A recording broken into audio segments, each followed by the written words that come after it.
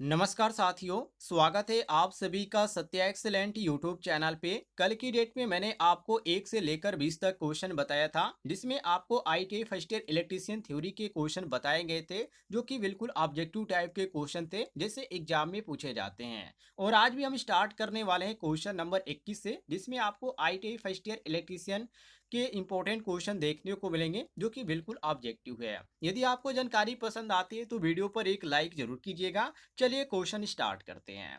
Question आपके सामने है साथियों, पहला क्वेश्चन आपके सामने, जिसमें पूछा जा रहा है कि सीसा अम्ल सेल की आवेशन की रासायनिक क्रिया के दौरान धनात्मक प्लेट पर क्या आएगा। इसमें बहुत सारे आपको ऑप्शन देखने को मिलते हैं, और यहाँ पर जो ऑप्शन देंगे हर एक ऑप्शन इंपॉर्टेंट है और बहुत ही कंफ्यूजन टाइप के ऑप्शन है। तो एक चीज आप ध्यान रखिएगा, चार्जिंग के समय बात किया जा रहा है, आवेशन का मतलब क्या होता है। जैसे यहाँ पर दिया गया कि आवेशन की रासायनिक क्रिया के दौरान, और सीसा अम्ल सेल की, तो सेल आवेशन हो रहा है मतलब कि क्या, चार्जिंग हो रहा है। तो चार्जिंग के समय ये जो होता है साथियों, लेड पेरोक्साइड का बना होता है। क्या बना होता है, लेड पेरोक्साइड का। ये किस चीज की बात किया जा रहा है, तो धनात्मक प्लेट की बात किया जा रहा है। धनात्मक जो प्लेट होती है साथियों, किस चीज की बनी होती है, तो PbO2 की बनी होती है। मैं यहाँ पर लिख देता हूँ ताकि आपको कोई भी कंफ्यूजन न हो।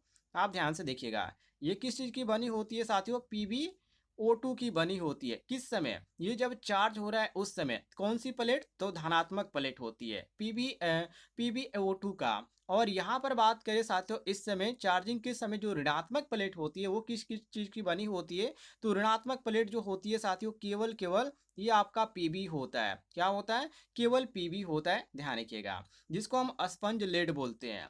अब यदि बात करें, ये तो चार्जिंग की समय धनात्मक प्लेट और ऋणात्मक प्लेट हो गया। यदि बात करें डिस्चार्जिंग की समय, कि जब ये डिस्चार्जिंग होती है, कौन डिस्चार्जिंग होती है, तो सीसा अम्ल सेल। सीसा अम्ल सेल जब डिस्चार्जिंग होती है, यहाँ तो आवेशन दे दिया गया, मतलब चार्जिंग दे दिया गया। लेकिन कभी क्वेश्चन में आपसे पूछ दिया जाए कि सीसा अम्ल सेल की आवेशन की रासायनिक क्रिया, सॉरी, डिस्चार्जिंग के समय इसकी रासायनिक क्रिया के दौरान जो इसकी प्लेटें होंगी वो किस तरह होगी। तो देखिए, जब डिस्चार्ज होता है साथियों, तो उस समय आपको उस अवस्था में जो देखने को मिलता है, केवल केवल PbSO4 देखने को मिलता है। क्या देखने को मिलेगा साथियों, PbSO4 देखने को मिलेगा, ध्यान रखिएगा, जिसको साथियों बोला जाता है लेड सल्फेट। ये केवल उस समय लेड सल्फेट आपको देखने को मिलेगा। लेकिन हम क्वेश्चन के अनुसार यदि चलें कि सीसा अम्ल सेल की आवेशन की रासायनिक क्रिया के दौरान धनात्मक प्लेट पर क्या आएगा, तो उस समय आपको PbO2 देखने को मिलेगा, जिसको लेड पेरोक्साइड बोला जाता है। तो इसी कारण जो हमारा सही हो जाएगा, वो ऑप्शन नंबर बी बिल्कुल करेक्ट आंसर हो जाएगा। क्वेश्चन काफी इंपॉर्टेंट है और कई बार एग्जाम में पूछा भी गया है। चलिए आगे बढ़ते हैं, अगले क्वेश्चन को देखिए। अगला क्वेश्चन आपके सामने क्वेश्चन नंबर 22, जिसमें पूछा जा रहा है कि बैटरी के आवेशन के दौरान, ये भी चार्जिंग के ही समय बात किया जा रहा है, कि चार्जिंग के दौरान वेंट प्लग को खुला क्यों रखा जाता है। देखिए, बैटरी में आपकी कौन सी गैस होती है, सबसे पहले इसके बारे में जान लीजिए। इसमें आपका होता है साथियों हाइड्रोजन। कौन सी गैस होती है, हाइड्रोजन होती है। और इस गैस को क्या किया जाता है, इसको बाहर निकाला जाता है। और बाहर निकालने के लिए ही क्या किया जाता है, इसको खुला रखा जाता है। मतलब कि वेंट जो प्लग है उसको खुला रखने का मुख्य कारण ये होती है कि जो बैटरी है, बैटरी में से जो गैसें है वो बिल्कुल आसानी से निकल जाए, ताकि कोई भी खतरा न हो। तो यहाँ पर आप ऐसे कह सकते हैं कि बैटरी को चार्ज करते समय या डिस्चार्ज करते समय जो उसमें से गैसें निकलती है, जैसे इसमें हाइड्रोजन गैस होती है, तो हाइड्रोजन गैस स्वतंत्रता पूर्वक बाहर निकले। और बाहर निकलने के लिए हम क्या करते हैं, वेंट प्लग को खुला रखते हैं। कंफर्म हो गया। चलिए, यहाँ पर जो आपका सही दिया गया ऑप्शन में, वो ऑप्शन नंबर साथियों ए दिया गया है। तो ए ऑप्शन हमारा बिल्कुल करेक्ट आंसर हो जाएगा, मिला लीजिएगा। आगे बढ़ते हैं अगले क्वेश्चन की ओर। कोई कंफ्यूजन होगा तो कमेंट बॉक्स में पूछ लीजिएगा, और सभी लोग कमेंट बॉक्स में आंसर देते चलिएगा, और कंफर्म भी होता जाएगा कि आपको आंसर इसका आ रहा था या नहीं आ रहा था। आगे बढ़ते हैं अगले क्वेश्चन को देखिए। अगला क्वेश्चन साथियों आपके सामने, जिसमें पूछा जा रहा है कि कौन सी विधि में बैटरी को कम धारा पर लंबे समय तक आवेशित किया जाता है। आवेशित का मतलब यहाँ पर रिसीव का यहाँ पर कहा जा रहा है कि चार्जिंग किया जाता है। तो देखिए, आपके पास कोई भी बैटरी है, ठीक है, आप इस तरह आप इसको समझिए। आपके पास कोई भी बैटरी है, और बैटरी को आप क्या करना चाहते हैं, चार्ज करना चाहते हैं। और बैटरी को यहाँ पर क्वेश्चन में कह रहा है कि लंबे समय तक आवेशित किया जाता है। मतलब कि कौन सी विधि में बैटरी को कम धारा पर लंबे समय तक आवेशित किया जाता है। तो कम धारा पर लंबे समय तक बैटरी को आवेशित करने की विधि को हम बोलते हैं ट्रिकल चार्जिंग।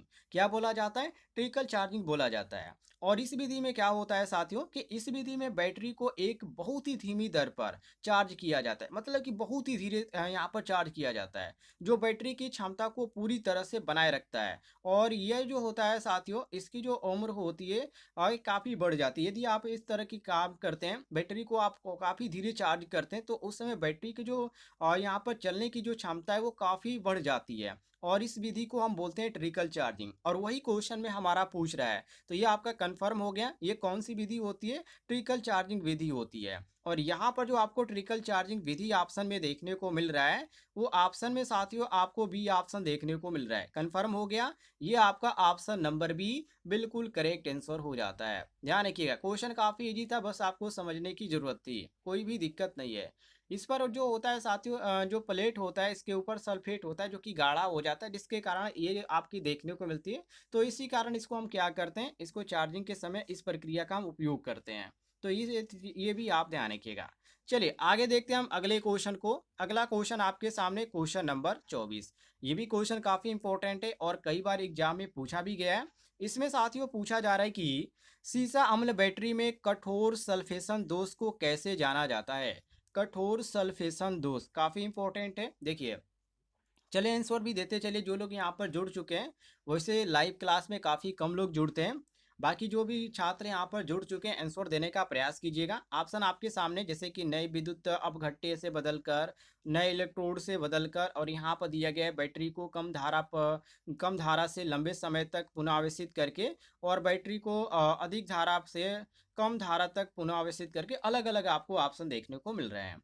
तो यहाँ पर यहाँ पर बात करते हैं यहाँ पर सल्फेशन दोष के बारे में, कि सीसा अम्ल बैटरी में कठोर सल्फेशन दोष को कैसे जाना जाता है। तो देखिए साथियों, सीसा अम्ल बैटरी में जो कठोर सल्फेशन दोष होता है, जिसको हम हार्ड सल्फेशन बोलते हैं इंग्लिश में, ये एक ऐसी स्थिति होती है जिसमें बैटरी में जो प्लेटें होती है, उन प्लेटों पर क्या होता है, क्रिस्टल होता है। क्या होता है साथियों, क्रिस्टल होता है। जो क्रिस्टल जो होता है साथियों, वो जमा हो जाता है, जो बैटरी की जो क्षमता होती है और जो चलने की जो इसकी स्थिति होती है उसको प्रभावित करता है। मतलब कि खराब करता है, एक तरह से आप कह सकते हैं कि इसको क्या करता है, खराब करता है। और इस तरह जब ये करता है तो इसमें बहुत सारी कमी देखने को मिलती है। इसमें बैटरी की चार्जिंग की क्षमता आपकी कम हो जाती है। जब इसको चार्ज करेंगे तो उस समय देखने को मिलेगा कि जितनी इसकी क्षमता है उससे ज़्यादा ये जो है चार्ज करने में समय ले रहा है। और इसमें एक और यहाँ पर आपको देखने को मिलता है कि बैटरी की जो कमी आपको देखने को मिलती है कि थोड़ा थोड़ा वो फूलने लगता है और ज़्यादा यहाँ पर फूल जाता है। और इसमें और भी यहाँ पर ज़्यादातर देखने को मिलती है, जो कि बहुत सारे इफेक्ट इसमें पड़ते हैं।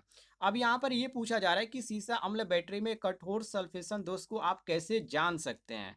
तो यहाँ पर जानने की बात किया जा रहा है, तो उस समय आपको देखने को मिलेगा कि बैटरी को कम धारा से आप लंबे समय तक आप पुनः आवेशित करेंगे, तो उस समय आपको समझ में आएगा कि इसमें एक दोष उत्पन्न हो रहा है, और उसको बोला जाता है सल्फेशन दोष। जब आप बैटरी को कम धारा पर लंबे समय तक चार्ज करेंगे और आप उसको पुनः आप डिस्चार्ज करेंगे, मतलब कि काम में आप लेंगे, तो वो बैटरी डिस्चार्ज होगी, तब आपको समझ में आएगा कि यहाँ पर बैटरी की क्षमता इतनी है, और जब हम चार्ज करें उससे ज़्यादा तो इसको चार्ज करने को देखने को मिल रहा है, कि जितनी बैटरी की क्षमता है, जितने घंटे में इसको चार्ज होना चाहिए उतने घंटे में नहीं चार्ज हो रही है, उससे ज़्यादा समय ले रही है। तो वही जो इसको बोला जाता है साथियों, इसी को बोला जाता है सल्फेशन दोष। ध्यान रखिएगा। तो यहाँ पर आपका जो सही ऑप्शन में दिया गया है, वो ऑप्शन नंबर सी दिया गया है। कंफर्म हो गया, सी ऑप्शन आपका करेक्ट आंसर हो जाएगा।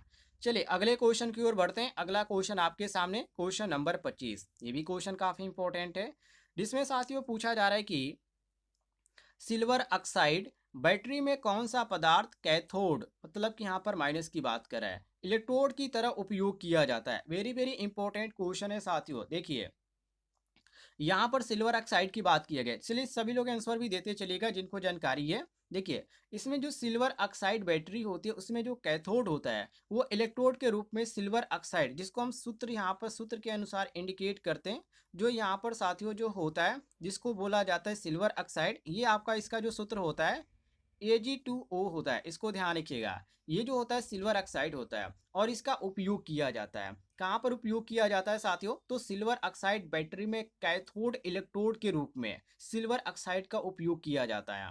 और ये जो होता है साथियों, बैटरी की जो ऊर्जा होती है जो उत्पन्न होती है, इसमें इसकी मेन भूमिका होती है, जो कि सिल्वर ऑक्साइड बैटरी में, ध्यान रखिएगा। और ये जो यहाँ पर बात किया गया कैथोड का, तो ये जो कैथोड के ऊपर ये क्या करता है, इस पे भूमिका इसकी होती है। लेकिन यदि बात करें सिल्वर ऑक्साइड बैटरी में एनोड की, जो पॉजिटिव होता है, ये तो आपका यहाँ पर जो दिया गया है, ये आपका निगेटिव दिया गया है। तो पॉजिटिव की यदि बात करें तो पॉजिटिव इलेक्ट्रोड के रूप में जो होता है Ag केवल होता है, मतलब कि केवल यहाँ पर सिल्वर होता है जो Ag के रूप में प्रयोग किया जाता है। ध्यान रखिएगा, केवल सिल्वर का उपयोग किया जाता है जब पॉजिटिव की बात किया जाता है तो। लेकिन क्वेश्चन में हमसे क्या बात किया जा रहा है? क्वेश्चन में हमसे केवल यहाँ पर निगेटिव की बात किया जा रहा है, कैथोड की बात किया जा रहा है, ध्यान रखिएगा। तो कैथोड पे जो होता है साथियों, ये आपका Ag2O हो जाता है, मतलब कि सिल्वर ऑक्साइड हो जाता है। और इलेक्ट कैथोड पर और एनोड पे जो होता है केवल Ag होता है, ये ध्यान रखिएगा। दोनों को यहाँ पर जो है एनोड और कैथोड कभी कभी इसमें क्वेश्चन पूछ दिया जाता है, इसलिए मैंने आपको बता दिया।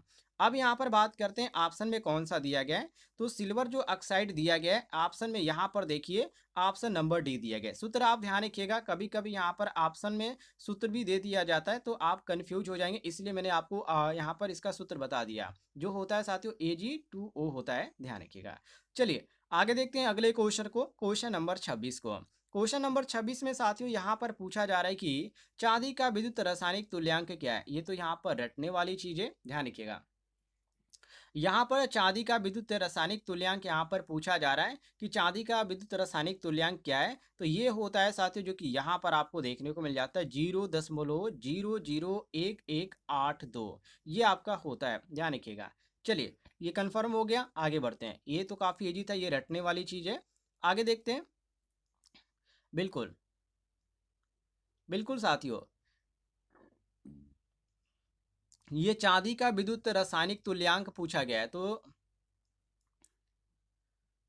बिल्कुल यहाँ पर आपका डी ऑप्शन सही होगा। नहीं नहीं, यहाँ पर आपका डी ऑप्शन सही होगा, 1.1182, ध्यान रखिएगा।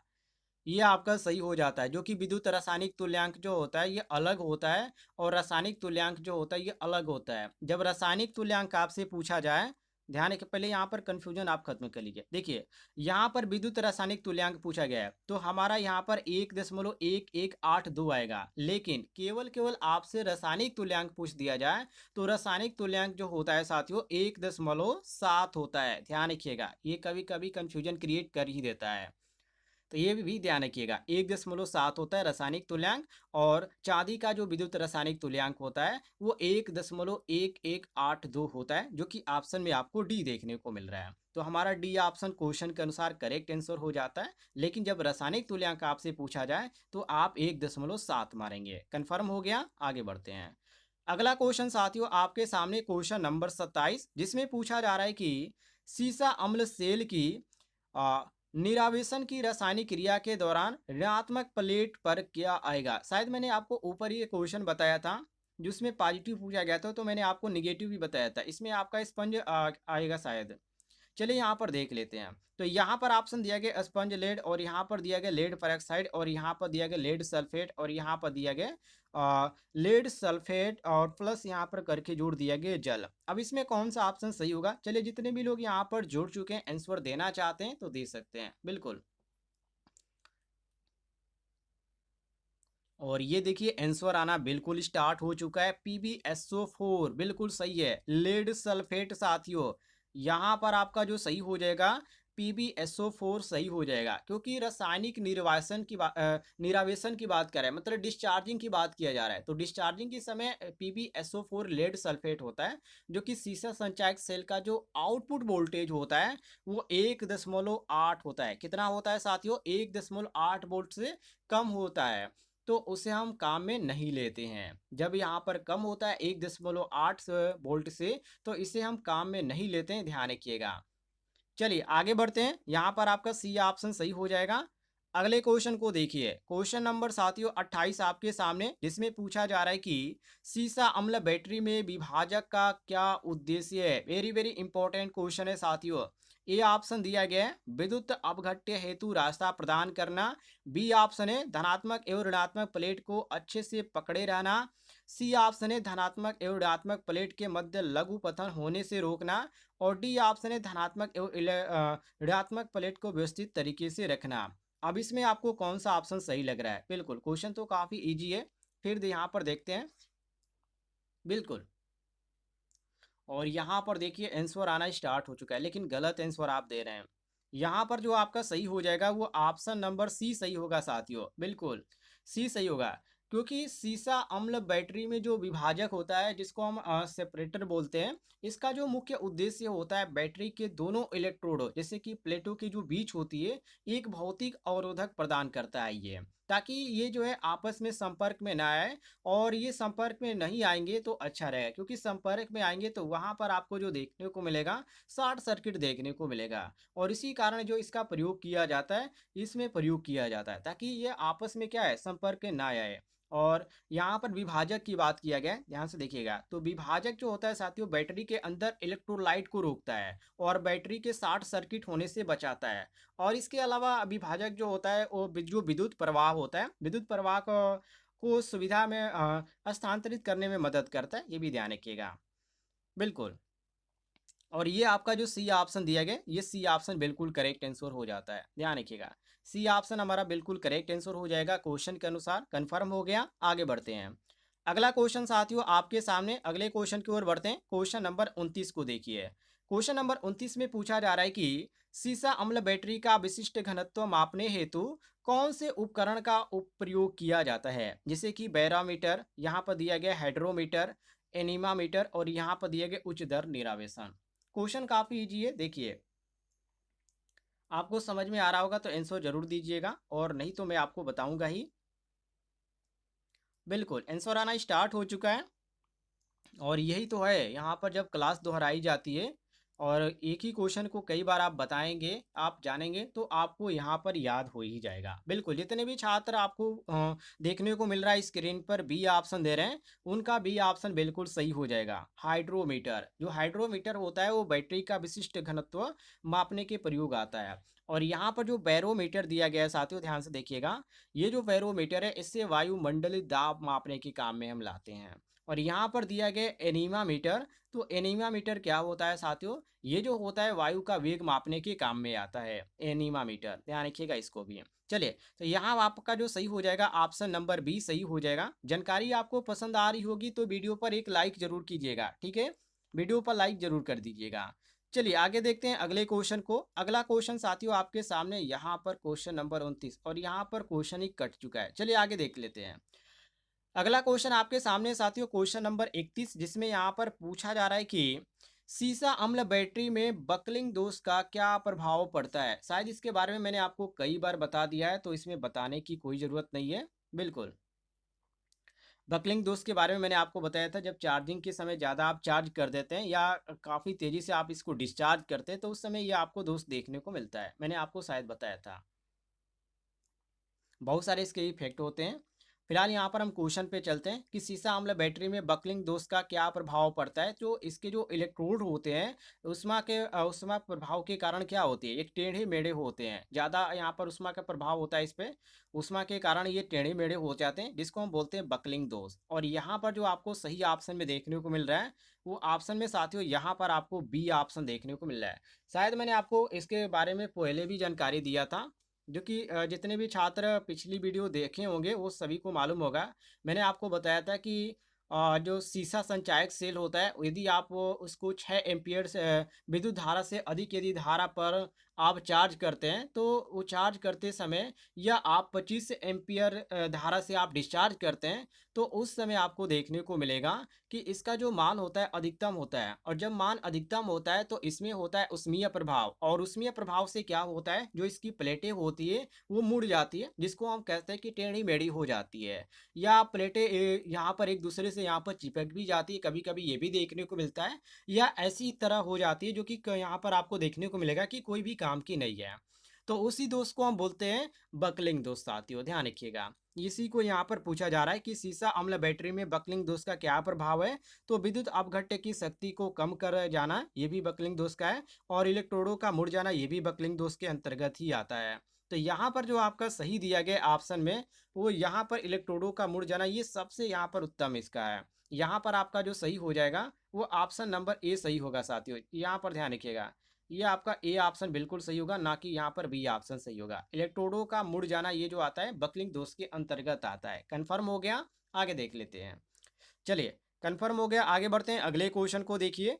अगला क्वेश्चन आपके सामने क्वेश्चन नंबर 32, जिसमें पूछा जा रहा है कि परिपथ का कुल निर्गत वोल्टेज क्या है। यहाँ पर आपको देखने को मिल जाता है, यहाँ पर एक स्विच साथियों, और यहाँ पर आपको एक वोल्ट मीटर देखने को मिल रहा है, और यहाँ पर जो है आपको यहाँ पर देखने को मिल जाता है बैटरी। अब यहाँ पर बात किया जा रहा है कि परिपथ का कुल निर्गत वोल्टेज क्या है। चलिए, जितने भी लोगों को ये जानकारी है वो सभी लोग इसका आंसर देने का प्रयास कीजिएगा क्वेश्चन नंबर 32 का। बिल्कुल बिल्कुल आंसर आना स्टार्ट हो चुका है। बिल्कुल साथियों, यहाँ पर आपका जो सही हो जाएगा ऑप्शन नंबर बी बिल्कुल सही हो जाएगा। परिपथ का कुल निर्गत वोल्टेज क्या है, तो 1.5 वोल्ट होगा। ऑप्शन नंबर बी आपका करेक्ट आंसर हो जाएगा। चलिए, आप आगे देखते हैं अगले क्वेश्चन को। क्वेश्चन नंबर 33 आपसे पूछा जा रहा है कि शुष्क सेल में धनात्मक इलेक्ट्रोड के रूप में क्या प्रयोग होता है। काफी इंपॉर्टेंट क्वेश्चन है साथियों। शुष्क सेल में धनात्मक इलेक्ट्रोड के रूप में क्या प्रयोग होता है। जिंक होता है, या कार्बन होता है, या तांबा होता है, या लिथियम होता है। फटाफट आंसर देने का प्रयास करें। देखिए, शुष्क सेल में जो होता है मैग्नीज डाइऑक्साइड होता है, कंफर्म हो गया, और कार्बन भी होता है, और इसमें अमोनियम क्लोराइड भी देखने को मिलेगा, और जिंक क्लोराइड भी देखने को मिलेगा। तो ये जो होती है साथियों, ये सभी चीज़ें जो होती है काम में लिया जाता है। और यहाँ पर वही चीज़ पूछा जा रहा है कि शुष्क सेल में धनात्मक इलेक्ट्रोड के रूप में क्या प्रयोग किया जाता है। तो इसमें सही आपका जो सही मैच करा है, क्योंकि यहाँ पर ना आपको मैग्नीज डाइऑक्साइड देखने को मिल रहा है, ना ही अमोनियम क्लोराइड देखने को मिल रहा है, ना ही साथियों जिंक क्लोराइड देखने को मिल रहा है। केवल हमको यहाँ पर कार्बन बी ऑप्शन में देखने को मिल रहा है, इसलिए हम यहाँ पर बी ऑप्शन मारेंगे। और भी ऑप्शन इसमें जोड़ा होता है, तो हम यहाँ पर देखते हैं कि यहाँ पर मैग्नीज डाइऑक्साइड दिया गया है या नहीं दिया गया है, या अमोनियम क्लोराइड दिया गया है या नहीं दिया गया है, या जिंक क्लोराइड दिया गया है या नहीं दिया गया है। लेकिन कोई भी नहीं दिया गया, केवल यहाँ पर कार्बन दिया गया है, तो हम यहाँ पर बी ऑप्शन मारेंगे कार्बन। ध्यान रखिएगा, कंफर्म हो गया। चलिए, आगे देख लेते हैं साथियों अगले क्वेश्चन को। बिल्कुल बिल्कुल साथियों, जी हाँ, यहाँ पर पूछ रहे हैं कि मैग्नीज डाइऑक्साइड का सूत्र क्या होता है। इसका जो होता है साथियों MnO2 होता है। ध्यान रखिएगा, MnO2 होता है, कभी कभी पूछ दिया जाता है एग्जाम में भी। चलिए, आगे देख लेते हैं अगले क्वेश्चन को। देखिए, अगला क्वेश्चन आपके सामने क्वेश्चन नंबर 34, जिसमें पूछा जा रहा है कि यहाँ पर भार लिखा गया, लेकिन ये भार की बात किया जा रहा है। भार बढ़ने पर सेल के सिरों के वोल्टेज में क्या होगा। सिरों के जो वोल्टेज है उस पर क्या प्रभाव पड़ेगा, बढ़ेगा या घटेगा, या शून्य तक गिरेगा, या सामान्य रहेगा। कौन सा ऑप्शन आपको सही लग रहा है। बिल्कुल, यदि आपको जानकारी है तो आप आंसर दे सकते हैं, कोई भी दिक्कत नहीं है। आप यहाँ पर वीडियो केवल देख रहे हैं, आप आंसर भी देते रहिए। कमेंट बॉक्स में आप आंसर भी देते चलिए, अच्छा लगेगा। देखिए साथियों, सेल का यदि भार बढ़ता है तो इसके जो सिरे होते हैं उसके वोल्टेज में प्रभाव पड़ता है, और जो कि यहाँ पर कई तरीके के आपको प्रभाव देखने को मिल जाता है, जैसे कि वोल्टेज में कमी भी आती है, और वोल्टेज की स्थिरता भी होती है, और गर्मी का प्रभाव भी देखने को मिलता है। तो यहाँ पर कहने का मतलब यह है कि भार बढ़ने पर सेल के जो सिरे होते हैं उसके वोल्टेज पे क्या होगा। तो जैसे ही आप इस पे लोड देंगे, लोड का मतलब जब आप भार देंगे तो भार का मान बढ़ेगा, तो वोल्टेज का मान क्या होगा, कम होगा, मतलब कि ड्रॉप होगा। ड्रॉप का यहाँ पर होगा साथियों, तो उस समय वोल्टेज क्या होगा, ड्रॉप होगा। ये ध्यान रखिएगा, तो टर्मिनल वोल्टेज में क्या आएगी, कमी आएगी। तो यही यहाँ पर क्वेश्चन में पूछा जा रहा है, तो हम यहाँ पर कहेंगे कि ये डिक्रीज होगा, मतलब कि घटेगा। ऑप्शन नंबर बी साथियों आपका बिल्कुल करेक्ट आंसर हो जाएगा। कन्फर्म है। चलिए, कंफर्म हो गया, आगे बढ़ते हैं। अगला क्वेश्चन आपके सामने साथियों, क्वेश्चन नंबर 35, जिसमें पूछा जा रहा है कि वोल्टेज सेल में स्थानीय क्रिया दोष को कैसे रोका जाता है। क्वेश्चन काफी इंपॉर्टेंट है। वोल्टेज सेल में स्थानीय क्रिया दोष को कैसे रोका जाता है। सेलों को श्रेणी में संयोजित करके, या विद्युतवर्धक रंजक का उपयोग करके, या सेलों को समांतर में संयोजित करके, या यहाँ पर दिया गया है जस्ता प्लेट का अमलगम करके। कौन सा ऑप्शन आपको सही लग रहा है? क्वेश्चन नंबर 35, बिल्कुल आंसर देने का प्रयास कीजिएगा।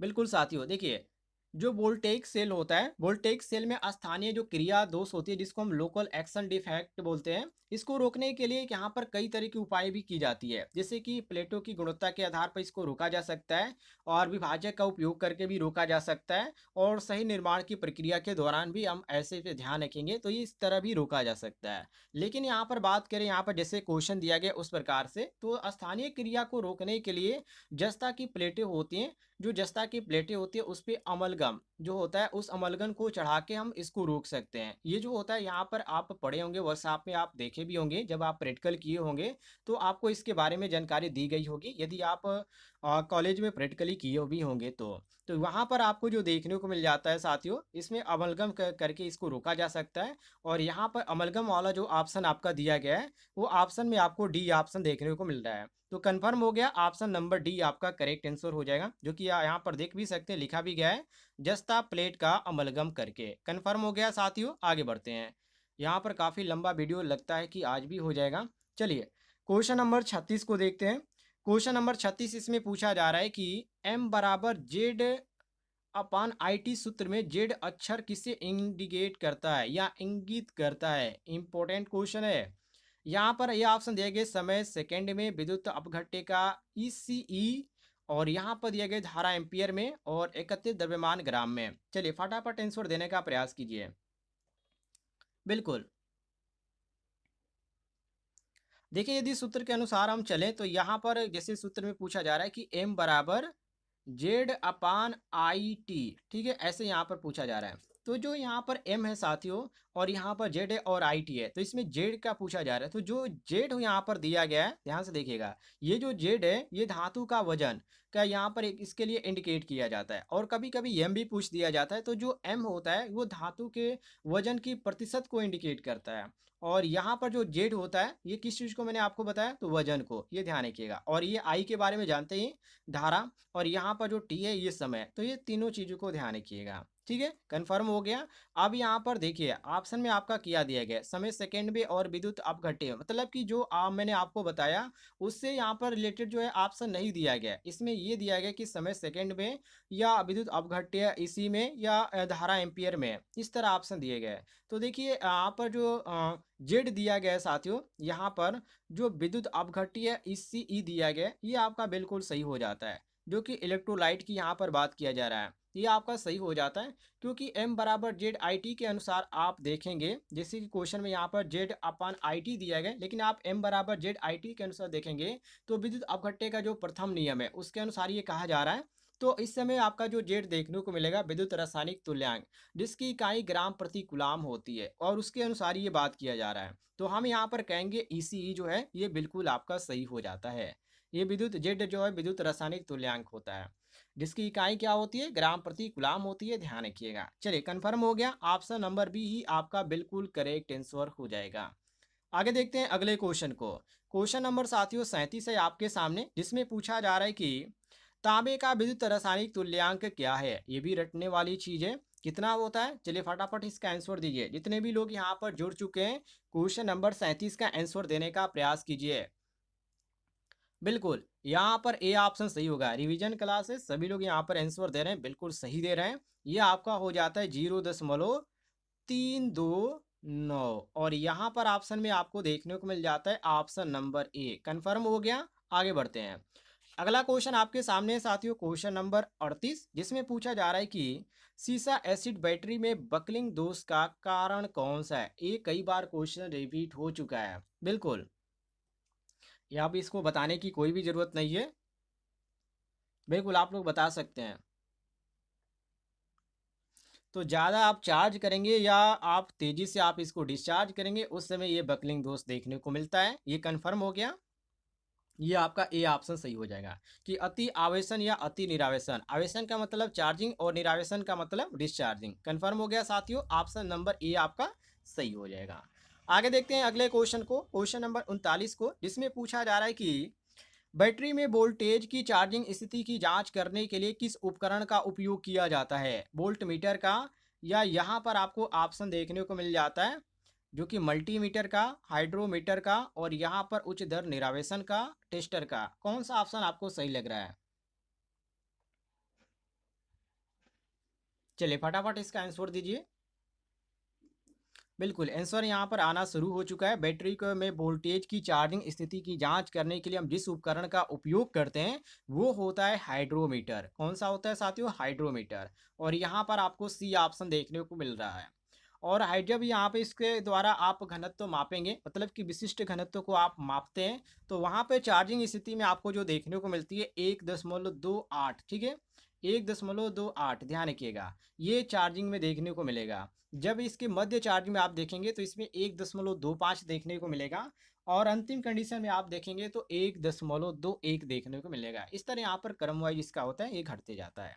चलिए, यहाँ पर आपका जो सही हो जाएगा ऑप्शन नंबर सी सही हो जाएगा। अगला क्वेश्चन यहाँ पर आपके सामने है, क्वेश्चन नंबर 40, जो कि पूछा जा रहा है कि इलेक्ट्रोलिसिस के दौरान कौन सा हिस्सा इलेक्ट्रॉन खो रहा है? कैथोड, एनोड, विद्युत अपघट्य या विभाजक? चलिए फटाफट इसका आंसर दीजिए।